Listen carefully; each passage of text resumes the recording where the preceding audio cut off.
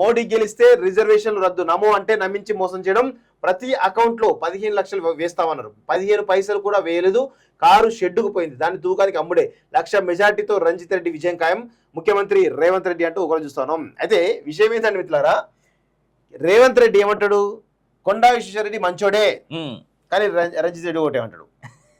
మరి రంజిత్ రెడ్డి మంచోడు, కొండా విశ్వేశ్వరరెడ్డి కంటే రంజిత్ రెడ్డి చాలా మంచోడు ఎందుకు చెప్తారు?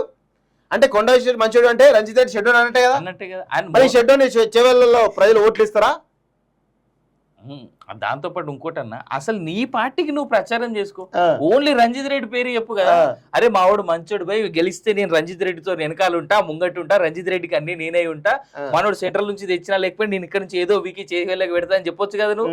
అట్లెందుకు చెప్పవు నువ్వు? చేవేళ్ళ ఫస్ట్ మనోడు కొండా విశ్వేశ్వరరెడ్డి మంచోడు అంటే ఇండైరెక్ట్ నువ్వు కొండా విశ్వేశ్వరరెడ్డి కోసం ప్రచారం నువ్వు చేస్తున్నావా? అంతే కదా.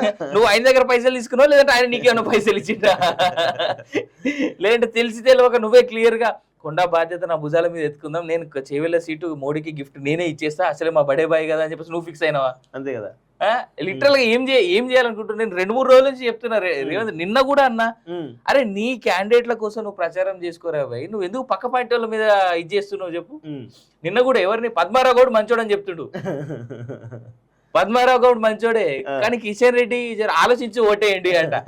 కిషన్ రెడ్డి అరే ఎవరికి ఓటేయాలి ఎవరికి ఓటేద్దో ప్రజలు ఆలోచించుకోండి, నువ్వు ఎందుకు పక్కంటోళ్ళ గురించి చెప్తాను. బీజేపీ ఎంపీలు కొంతమంది గెలిపి చెప్పే కదా, 5 సీట్లు కాంగ్రెస్ గెలిపిస్తుంది, 5 సీట్లు బీఆర్ఎస్ గెలిపిస్తుంది, కేసీఆర్ గెలిపిస్తాడు, ఇలా 10 సీట్లు ఖచ్చితంగా భారతీయ జనతా పార్టీ రాబోతున్నాయి. రాసి పెట్టుకోండి. కొండా విశ్వేశ్వరరెడ్డి లాంటి వాళ్ళను కాంగ్రెస్ పార్టీ ముఖ్యంగా రేవంత్ రెడ్డి గెలిపిస్తాడు, నో డౌట్. అలా మీరు రాసి పెట్టుకోండి. అనవసరంగా రంజిత్ రెడ్డికి ఓట్లేసి మీ ఓట్లు వృధా చేసుకోండి అనవసరంగా. ఆయన ఆల్రెడీ 2 లక్షల 3 లక్షల మెజార్టీ తోటి చాలా ముందంజలో ఉన్నాడు కొండా విశ్వేశ్వరరెడ్డి.